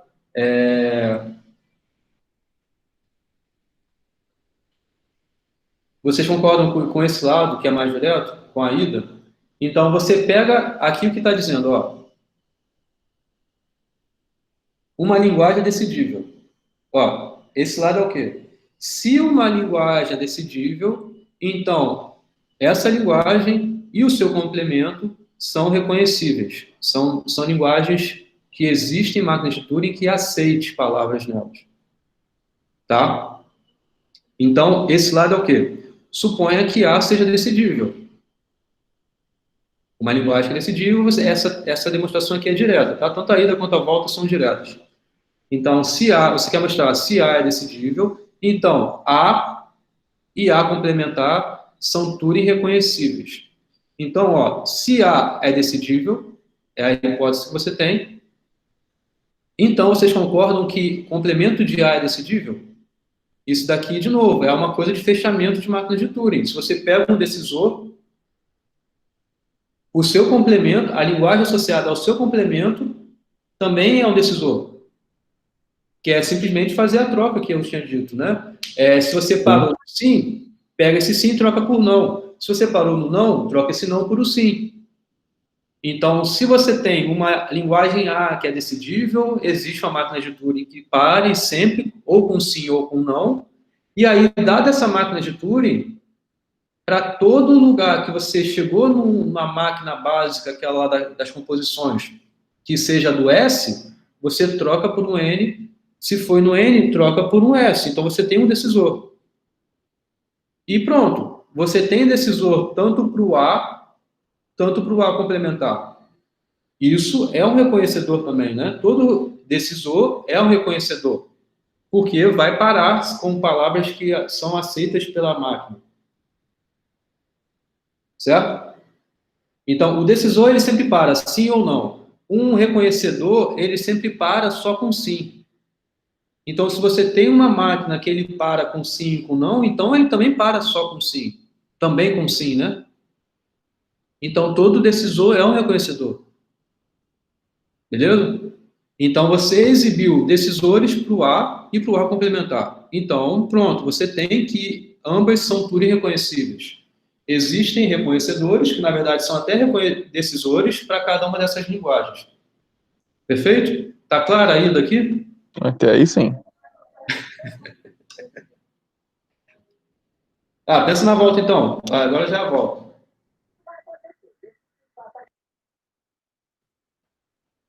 O que é a volta? A volta você tem que A e A complementar são Turing reconhecíveis. Se tanto A quanto A complementar são reconhecíveis, ou seja, existe uma máquina de Turing que aceita toda a linguagem que está em A, e existe uma máquina de Turing, uma outra máquina de Turing, que aceita toda a palavra que está em A complementar. Você quer concluir agora que essa linguagem A é decidível. Tem alguma intuição aí de como fazer isso?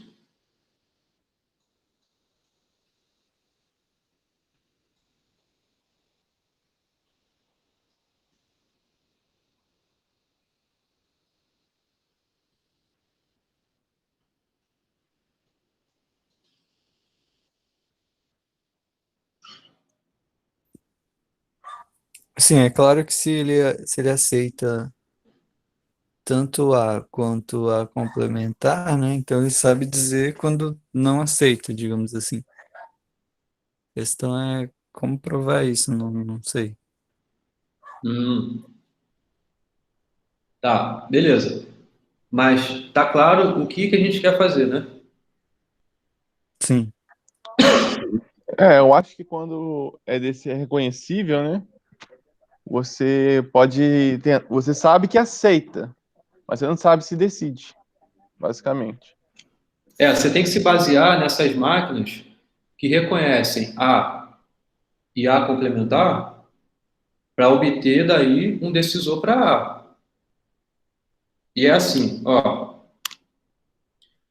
Eu vou ler o que está aqui, vamos discutir o que está aqui, tá? Se A e A complementar são Turing reconhecíveis, então a gente vai construir um decisor para A simulando as MTs que reconhecem A e A complementar numa máquina de Turing com duas fitas.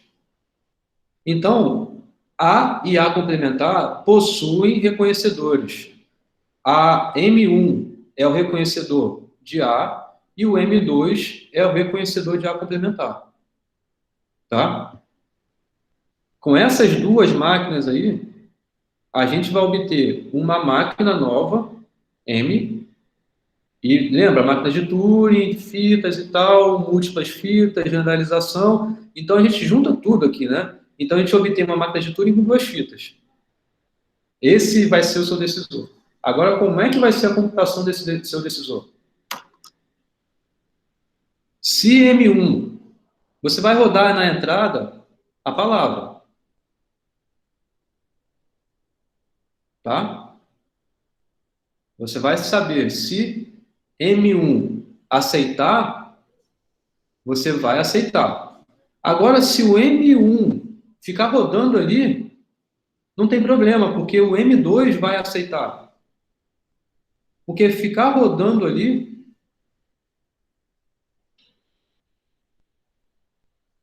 significa que duas coisas, né? Uma coisa é que ainda vai ter que esperar, e beleza, mas ele vai parar porque ele vai aceitar, ou ele vai rejeitar. Mas se ele vai rejeitar, o M1 rejeitar, é porque o M2 vai aceitar, porque o M2 aceita o complemento de A. Então, se o M1 aceitar, M aceita. Se o M2 aceitar, o M rejeita, porque o M rejeitar está implicando justamente que a linguagem está em A complementar. E a linguagem está em A complementar é porque existe um reconhecedor, que é o M2, que vai aceitar essa palavra. Entendeu? Então, o que falta mostrar, rapidinho, só deixa eu terminar aqui a ideia, depois você fala. Ó, o que falta mostrar é que, de fato, isso aqui é um decisor para A, tá? E o argumento é esse. Ó, toda a cadeia ou está em A, ou está em A complementar, certo? Uma vez que M para, sempre que M1 ou M2 aceita, então você tem um decisor. M sempre vai parar, porque se W é uma palavra de A, ele vai parar em M1, e aí o M vai parar. Agora, se o W é uma palavra de A complementar, ele pode ser que fique rodando em M1 indefinidamente. Mas em M2 ele vai parar, porque está em A complementar e M2 aceita a palavra de A complementar. Então, aceitou aqui, interrompe a máquina ali que está rodando, o M1, que está rodando W, e você já rejeita. M vai rejeitar. Essa é a ideia. Fala aí, Magali. Para definir que M1 aceita e M2 aceita, porém rejeita, quer dizer, né? Para eu definir isso, como eu uso aquela mesma notação que você fez ali anteriormente para falar do D e do H, é assim? É só essa dúvida. Não entendi sua pergunta. Pergunta de novo, por favor. Como que eu vou definir formalmente que ele aceitou em M, em M1, aliás, né? Então eu tenho que rejeitar, aliás, aceitar em M, e ele aceitou em M2, eu tenho que rejeitar em M. Como eu defino isso formalmente? Eu só não consegui. Usando a definição de máquina de Turing que a gente viu lá no início da aula 14, aula sei lá qual.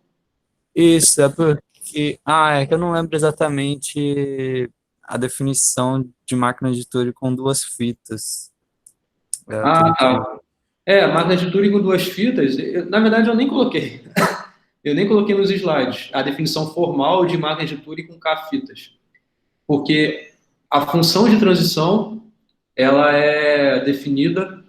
Na verdade, eu falei um pouquinho por alto, né? Sobre a função de transição. Existem dois cabeçotes. Existe um cabeçote sobre a primeira fita e existe o cabeçote sobre a segunda fita. Né? Essa aqui que tem duas fitas, né? A transição, a função de transição, ela vai ser instantânea, dado que você está lendo nos dois ao mesmo tempo. Né? Você tem dois duplas, você tem um par. O cabeçote está sobre os cabeçotes, né? A união dos cabeçotes, né, está sobre um par. Então, dado esse par, você vai fazer alguma coisa na sua máquina de estados. Então, aqui a gente pode falar desse jeito mais informal, porque já existe a definição de máquinas de Turing com duas fitas e as transições vão ser tal como foram feitas lá atrás.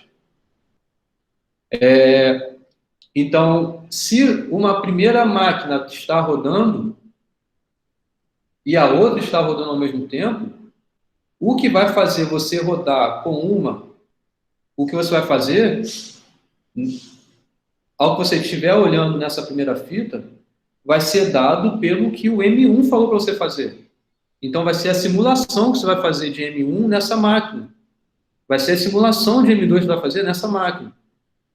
Então, você pode pensar de modo mais intuitivo ainda, esquece que são duas fitas, roda duas máquinas de Turing.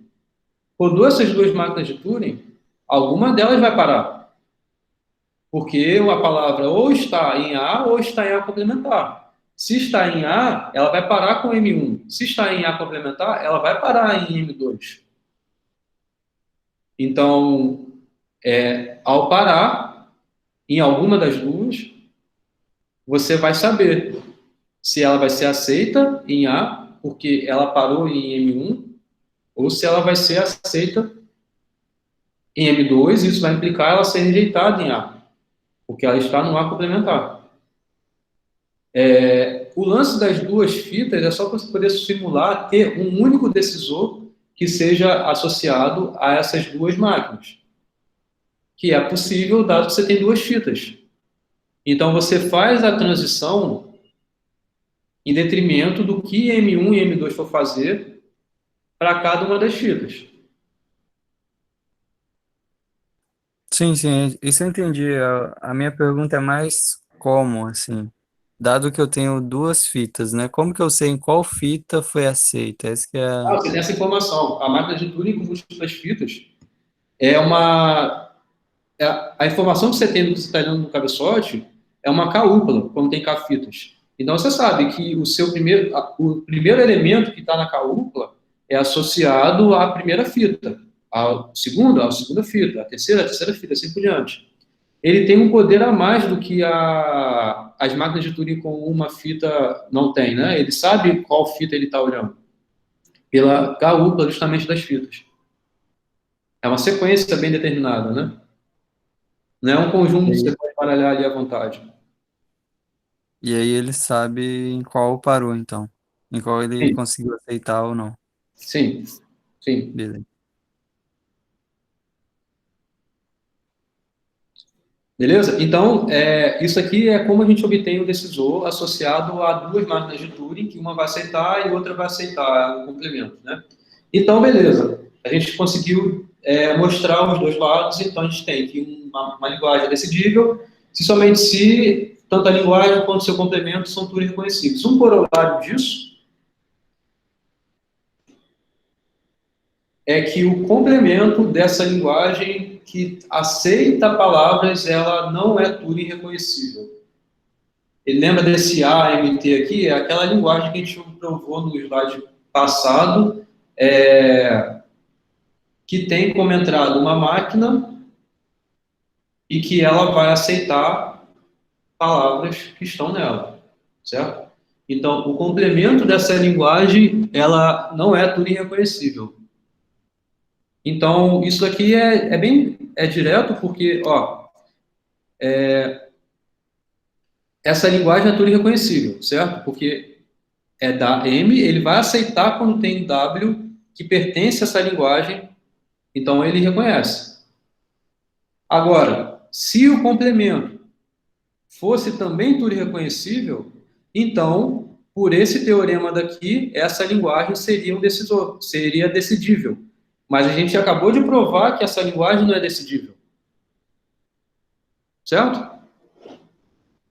Então, juntando o que a gente provou da existência, o que a gente provou em que essa linguagem ela não é decidível, se aplica aqui para mostrar, então, que o complemento dela não é reconhecível.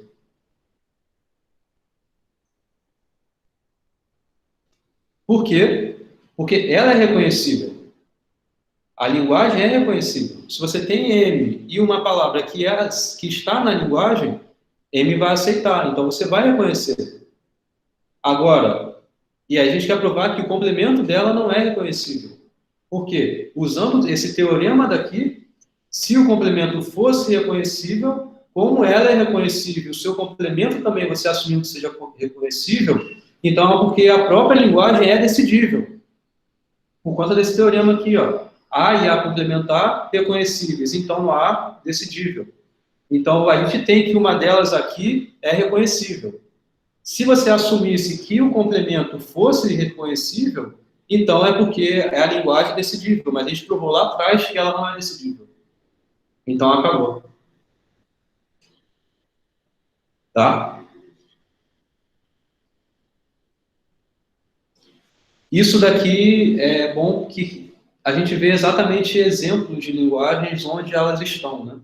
Se são decidíveis, se são reconhecíveis, se não são nem reconhecíveis.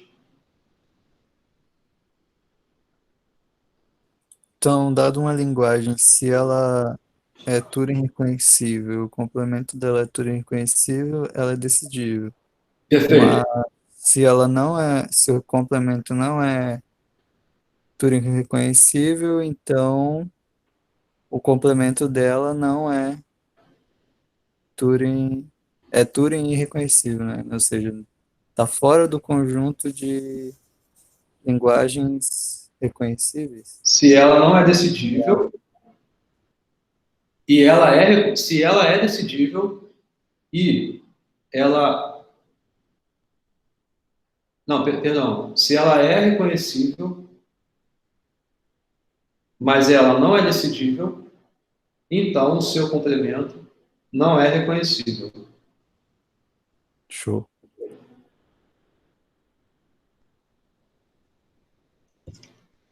Então, gente, acabou o conteúdo da aula de hoje. Eu falei que a gente ia até o final, fomos até o final. Bom, eu tentei aqui passar o mais intuitivo que eu pude. Essa matéria, de fato, ela não é trivial, não é nada que seja imediato, concordo com isso.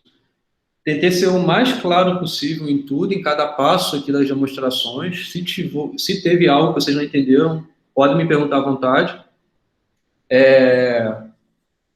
Tentei ser o mais claro possível, né? Se eu não fui, posso tentar melhorar, mas todos esses detalhes aí tem que ter claro. É aquilo que eu estava falando, né? Para que serve? Um pouquinho da ideia da demonstração é importante. Isso vai ajudar a entender e evoluir ainda mais o conceito, os conceitos, né? E hoje, na verdade, fecha o conteúdo que a gente tinha para ver sobre máquinas de Turing. Consegui falar tudo que eu queria sobre máquinas de Turing. A gente viu, então, definição de máquinas de Turing com múltiplas fitas, generalização com máquinas de Turing não determinísticas, né? A gente viu que o não determinismo ele tem o mesmo poder que o determinismo tem. Em compensação disso, a gente viu que o tempo, né, para poder reconhecer ou decidir é muito maior quando você faz a transformação para a máquina de Turing determinística. A gente faz isso usando as múltiplas fitas, né? A gente também viu como converter uma máquina de Turing com múltiplas fitas numa única fita. Depois disso, a gente estudou a tese de Church-Turing e aí a gente conseguiu ver de modo mais perto o que vocês conhecem como algoritmo. Em termos históricos, foi justamente nessa tese de Church-Turing que o termo algoritmo apareceu de modo mais explícito, que a gente conhece hoje na computação. E aí a gente conseguiu determinar diversos algoritmos que são usando máquinas de Turing para resolver alguns problemas, né? E aí nisso a gente viu também máquinas de Turing universal, que são aquelas máquinas de Turing que têm como entrada outras máquinas de Turing.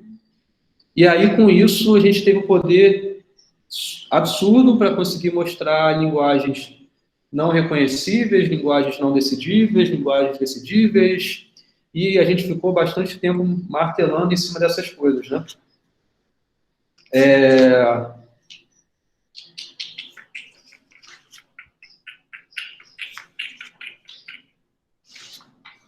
Isso acabou. Antes de máquinas de Turing, a gente viu nessa segunda parte ainda sobre linguagem livre do contexto, né? Isso não foi parte da primeira prova. Então, a gente viu linguagem livre de contexto, forma normal de Chomsky, né? Quando se fala em gramática livre de contexto. E autômato com pilha, né? Porque é o associado a isso. E lema do movimento para linguagem livre de contexto.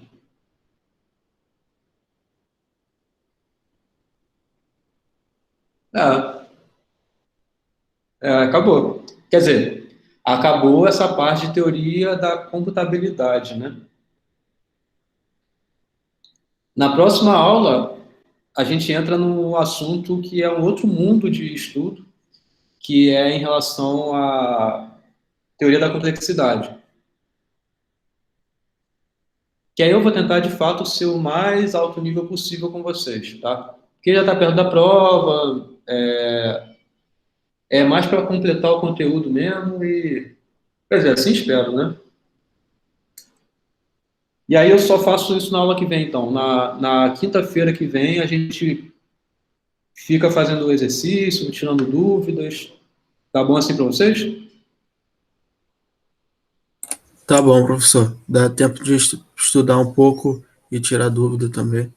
Vai ter salas de dúvidas, aí a gente cai Isso. dentro para tirar as dúvidas. 2 aulas para poder ver exercício e tirar dúvidas. Tá? Até porque terça já é muito perto da prova, que é quinta, né? Na outra semana. Então, não é muito coerente isso. Quer dizer, até pode ser que seja, né? Mas, enfim, estou tentando ser o mais...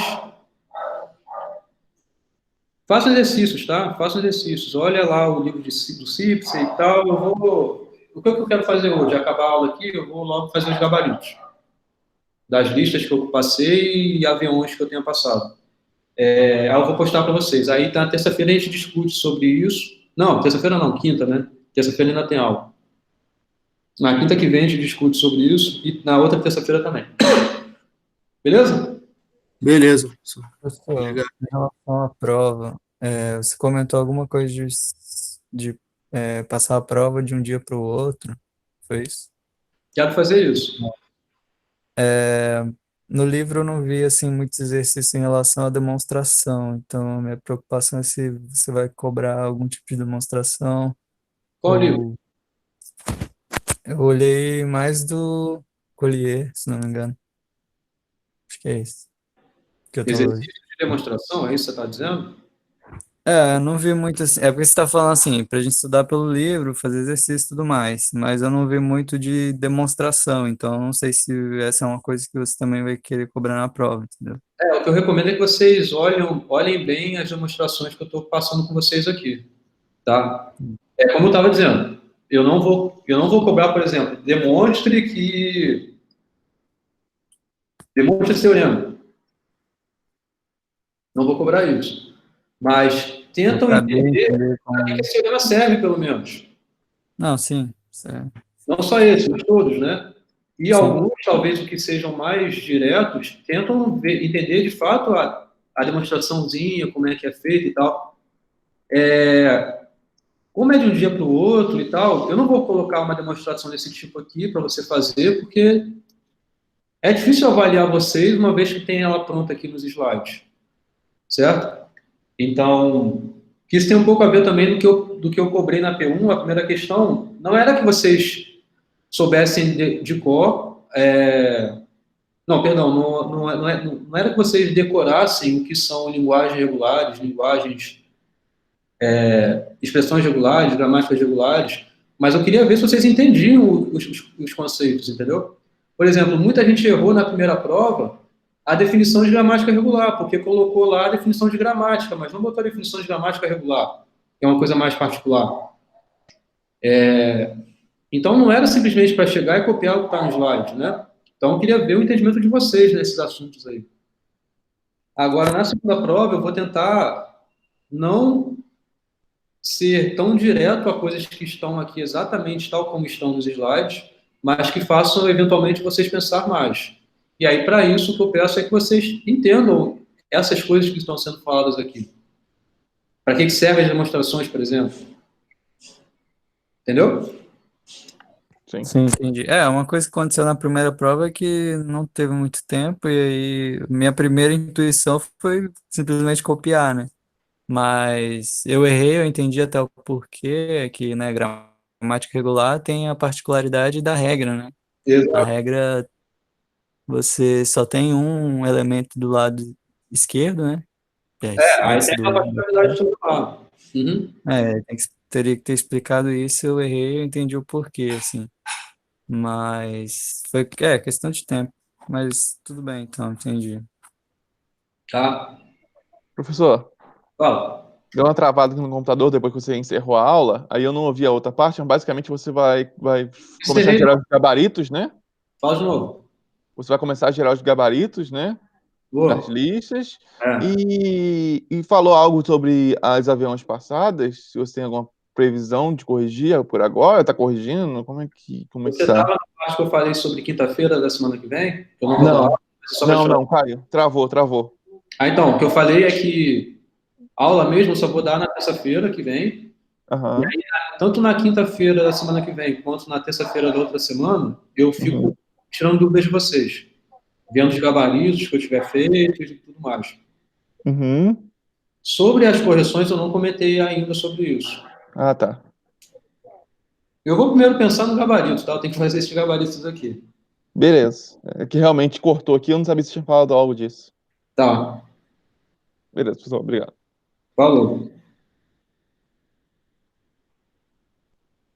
Beleza, gente? Beleza. Valeu, um bom dia aí. Então tá. Bom dia. Falou.